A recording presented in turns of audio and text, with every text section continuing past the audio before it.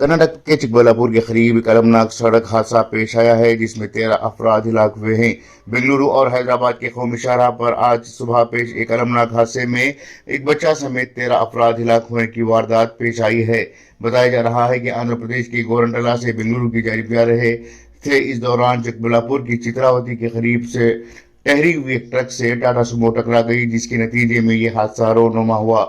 वाक़ये की इत्तला मिलते ही जिला डिप्टी कमिश्नर रविंद्र और जिला superintendent of police DL Nagesh ने जाए वक़ू का मुआयना किया और महलूकीन की वर्षा को दिलासा दिया। इस ज़मान में चिकबल्लापुर देही पुलिस थाने में शिकायत दर्ज कर ली गई है। महलूकीन की शिनाख्त करने का सिलसिला जारी है। आज के इंकलाब के लिए चिकबल्लापुर से तमीम अंसारी की report. Office near by RTO office highway ಮೇಲೆ ಒಂದು ಮಹಾನ್ ಅಂದರೆ ಅಪಘಾತ ಆಗೋಗ್ಬಿಟ್ಟಿದೆ, ದುರಂತ ಸಂಭವಿಸಿದೆ. ಸುಮಾರು 13 ಜನ ಇದರಲ್ಲಿ ಡೆತ್ ಆಗಿ ಹೋಗ್ಬಿಟ್ಟಿದ್ದಾರೆ. ಇದರಲ್ಲಿ 8 ಜನ ಗಂಡಸರಿದ್ದಾರೆ, ಒಂದು ಮಗು ಇದೆ ಮತ್ತು 4 ಜನ ಹೆಣ್ಮಕ್ಳಿದ್ದಾರೆ.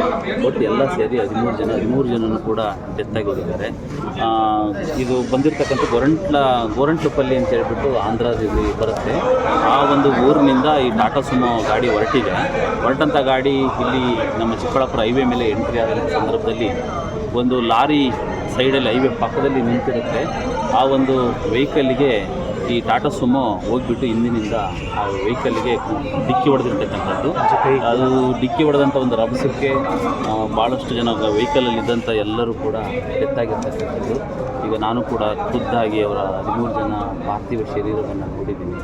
ಆಕ್ಸಿಡೆಂಟ್ನಲ್ಲಿ ಹೋಗಿದೆ, ಬಟ್ ಪ್ರಯತ್ನ ಮಾಡಿದ್ದಾರೆ, ಕೂಡ ಯಾರನ್ನೂ ಕೂಡ ಉಳಿಸ್ಕೊಳ್ಳಿಕ್ಕೆ ಸಾಧ್ಯ ಆಗಿಲ್ಲ.